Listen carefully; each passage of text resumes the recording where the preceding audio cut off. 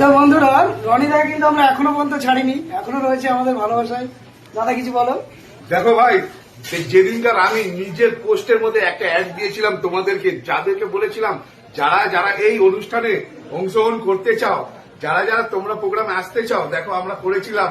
সেই অনুষ্ঠানের মধ্যে প্রচুর প্রচুর পরিমাণে লোক এসেছিল।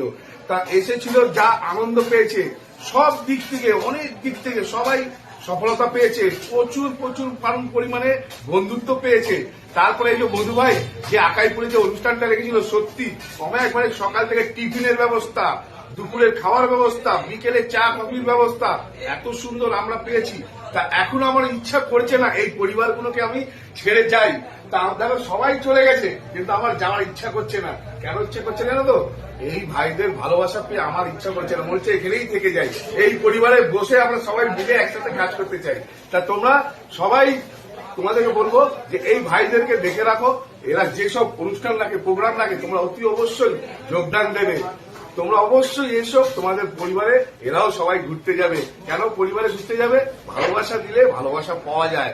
তা দেখো, এই দাদাদেরকে দেখো কত সুন্দর, দেখো এই দেখো কি সুন্দর পরিবেশ। দেখো আমরা সবাই মেটা প্রোগ্রামের জন্য আবার একটা উপস্থিত হচ্ছি, আবার একটা মেটা করবে ভাইরা মিলে।